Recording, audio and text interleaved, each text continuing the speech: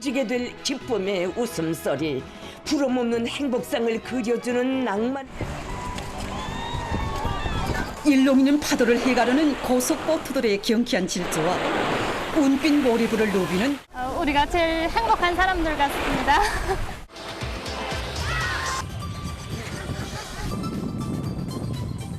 이렇게 훌륭한 곳에 와보니 원수님 배려가 얼마나 큰지.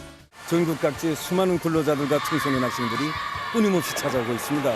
외국 관광 손님들을 잠정적으로 받지 않는 상태이고 현재 관리국에서는 우리 인민들이 해안 관광의 진미를 한껏 느낄 수 있게 관광 조직과 봉사 활동을 보다 세밀하게 조직하고 있습니다. 네, 두 분과 살펴보도록 하겠습니다. 강동원 동아대 교수, 한진명 전 베트남 북한 대사관 3등 서기관 나오셨습니다. 어서 오십시오. 예.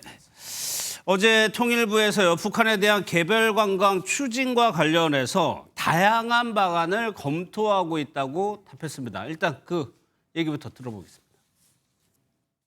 정부가 북한 개별 관광 추진한다는 보도가 있었는데요. 정부 입장 말씀해 주십시오. 예, 정부는 한반도 긴장 완화와 남북 관계 개선을 목표로 대북 정책을 수립 추진하고 있으며 이 과정에서 다양한 방안을 검토하고 있습니다.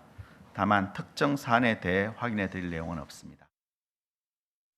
원론적인 수준의 답변이라고 하더라도 전 정부와는 상당히 진보된 입장 표명인데, 그러면 생각나는 게 금강산 관광이고요. 한진명 서기관님, 당시에 박광자 씨 사건이라고 북한군에서 피살되는 사건이 있었거든요. 그거 알고 계시죠? 예, 알고 있습니다. 그때 당시 북한의 일반 주민들은 이 사건이 북한군의 우발적인 사고로 인식하고 있었습니다. 그런데 북한 당국으로서는 국가로서 남북관계 문제에서 자신의 체면이 있으니까 공식적이지보다는 비공식적으로 남북 간의 대화를 통해서 자신들이 이 사건에 대해서 사과하려고 의도한 것으로 그렇게 파악하고 있습니다. 사과하려고 의도한 것으로? 예.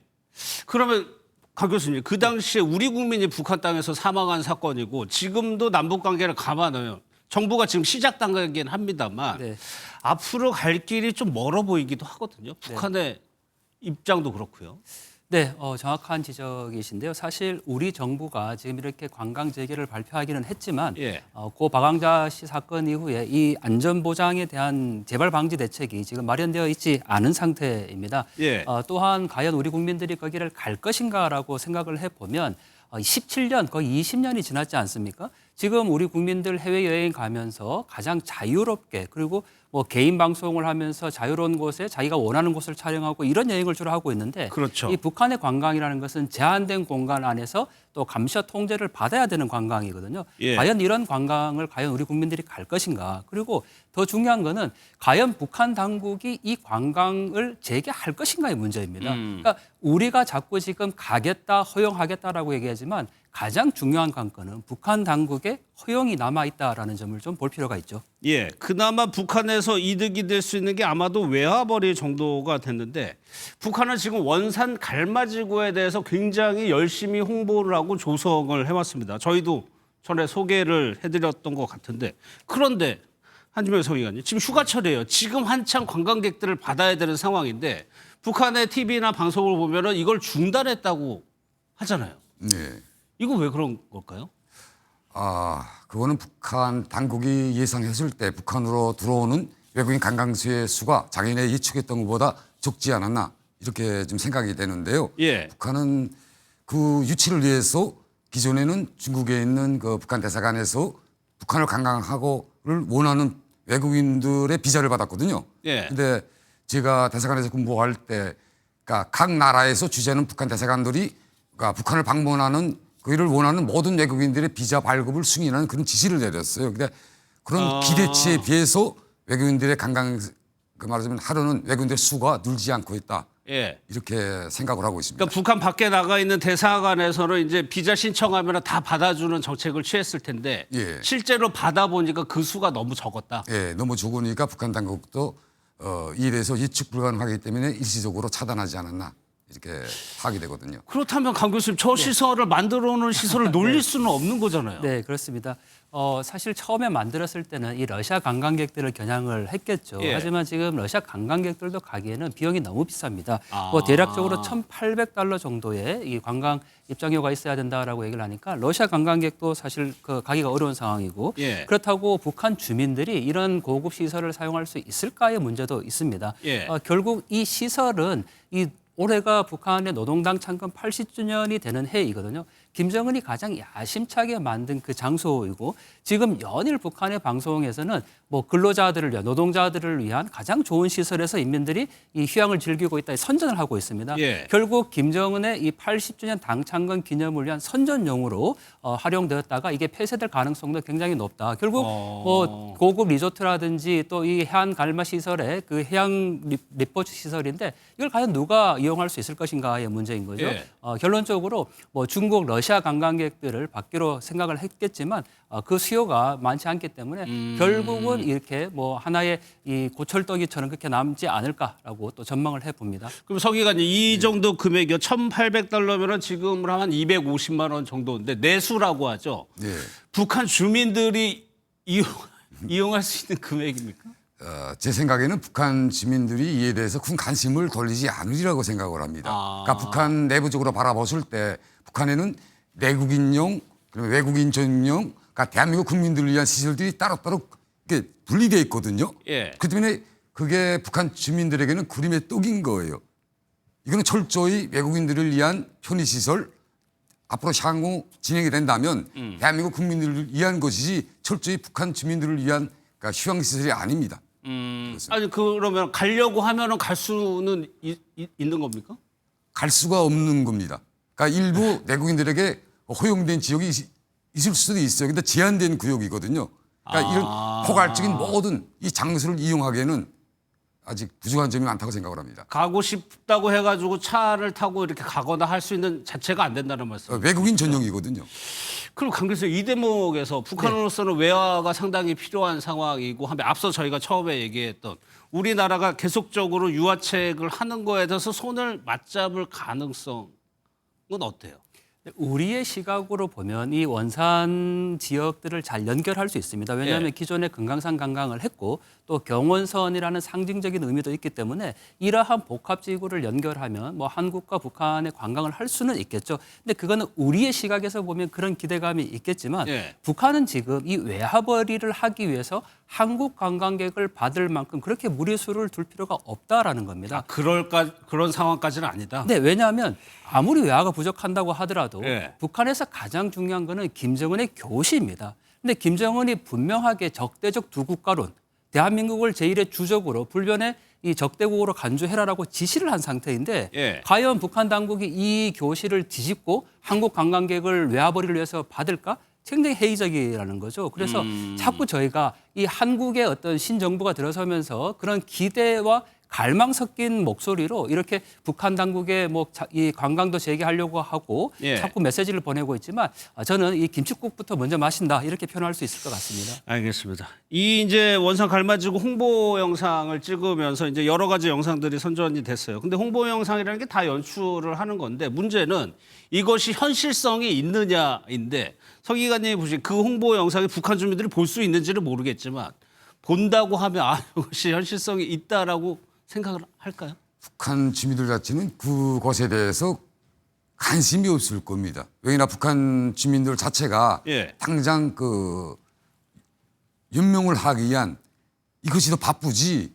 그러니까 여유가 있어야 거기도 뭐 유오락을 지내고 문화 시간이 필요한 거지. 당장 화합이 중요하거든요. 이런 상황에서 이들을 한 데는 이게 너무 정도가 수준이 너무 높은 수준의 생활 수준이라고 생각을 합니다. 그러니까 지금 내가 처하고 있는 상황과 너무 동떨어져 있기 동떨어진 때문에 사회에 오히려 관심을 둘 여유가 없다는 그렇죠. 거예요?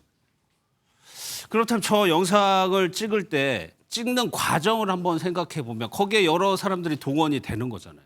이게 어떻게 찍는?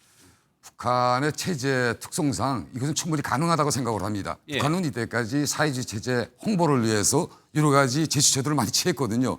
그 제스처의 일환이라고 생각을 합니다. 그래서 예. 충분히 북한은 여러 요원들을 동원해서 좀 더 많은 사람들이 이 장소를 이용한다는 이 이미지를 북한 내부나 외부에 전달하기 위해서 많은 노력을 하기 위해서 이런 홍보 영상을 제작하였다고 생각을 합니다. 아니 자체적으로 북한 내부에 이런 영상을 해가지고 뭐 선전용 이런 걸로도 활용할 것 같기도 해서요. 네, 사실 지금 북한의 모든 매체에서는 연일 어떻게 표현하고 있냐면 북한의 원문을 그대로 옮겨보면 노동당 시대의 우리식 관광 문화를 즐기고 있다 이렇게 표현을 하고 있거든요. 그러니까 이 관광지구 자체에 지금 평소에 이용하지 못하는 많은 노동자들, 뭐 전국 각지의 노동자들이 저기 와서 이렇게 해양 시설을 즐기는데 그 모든 것이 김정은의 은덕이다 이렇게 표현을 합니다. 결국은 이 시설 자체가 주민들에게는 김정은의 가장 큰 치적을 선전하고 있는 거고 또 앞서 잠시 말씀드렸지만 올해가 당 창건 80주년 기념의 해이고 또 김정은이 그렇게 얘기했지 않습니까? 이 경제개발 5개년 계획을 완성하는 해가 바로 올해입니다. 그러니까 어떻게든 이 공식적인 과시적인 성과를 보여줘야 되기 때문에 그중에 하나도 바로 이렇게 정치 선전에 활용하고 있는 것으로 볼 수 있죠. 또 하나 짚어볼 대목이 저희 MBN이 단독으로 보도해드린 내용인데 북한 노동자들이 중국에서 강제 노동에 시달리고 있다는 내용입니다. 중국에서 일하고 있는 북한 노동자의 인터뷰를 했는데 신변 보호 때문에 음성 대역으로 저희가 좀 전화해 드릴 텐데 어떤 내용인지 한번 보도록 하겠습니다.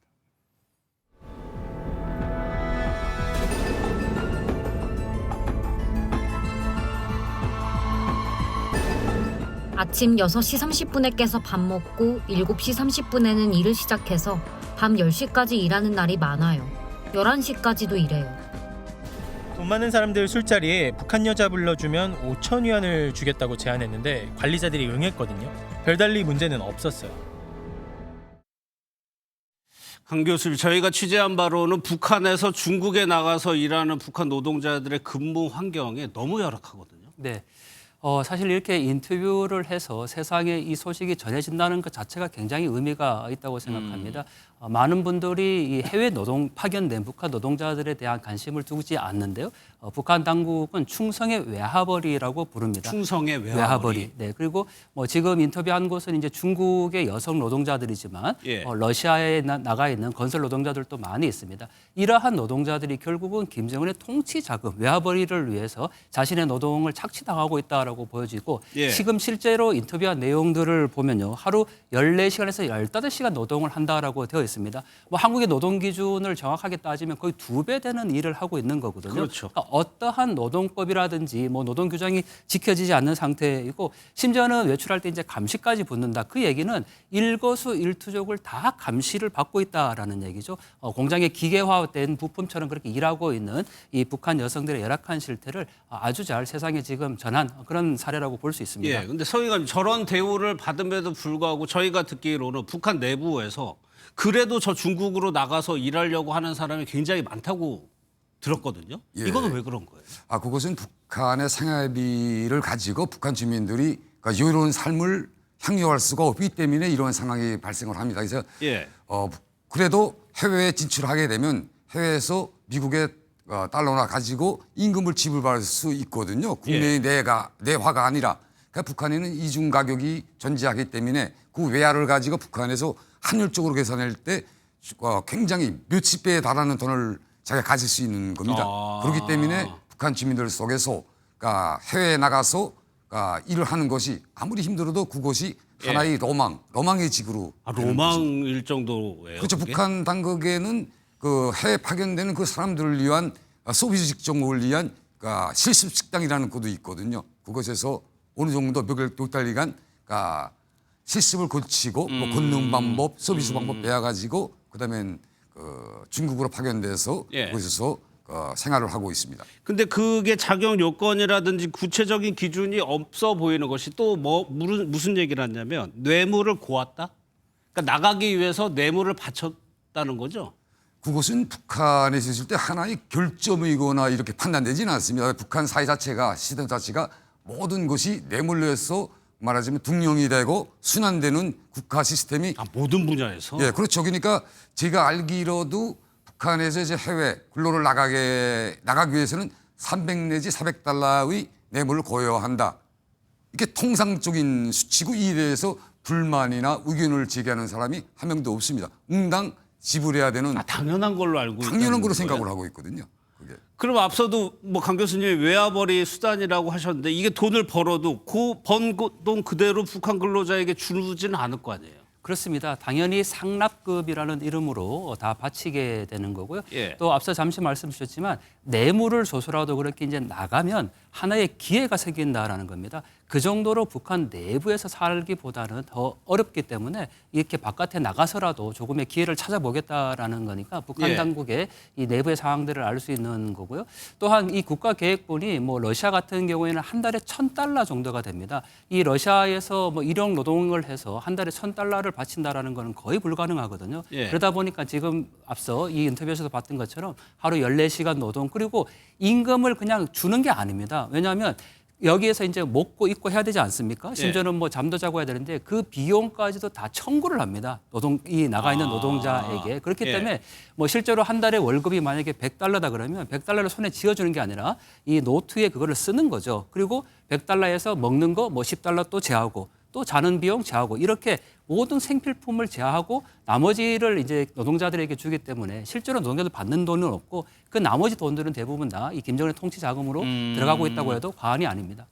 근데 서기관님 지금 뭐 코로나 시기 때라고는 하지만 이제 공장이 돌아가지 않을 때 심지어 성매매까지도 이제 그런 정황들이 있어 보이거든요. 이런 처우를 받으면서도 나가려고 한다는 얘기잖아요. 초기에 나갈 때는 그런 것이 있으리라고 판단을 하지 못했을 겁니다. 그런데 그러니까 외국인들이 많이 중국인들이 많이 식당이나 이런 거 주문이 적어지다 나니까 그 일정하게 사장이나 이런 관계 부문 그 사람들이 그에 대해서 일부 여성들에게 요구하는 사례들이 있습니다. 예. 그래서 제가 대한민국에 기순한 일부 탈북민 여성들 중국에서 여성들을 만나봤을 때 그러한 사례들이 충분히 있었다고 그거 진솔하게 이야기하는 분들이 계셨습니다. 그럼 이런 불법적인 일을 당했을 때 북한 노동자들이 이걸 어떻게 다 이 일을 제기하거나 그럴 수 있는 방법은? 북한의 법률상 그걸 호소할 수가 없거든요. 근데 제일 중요한 거는 북한 일반 주민들 속에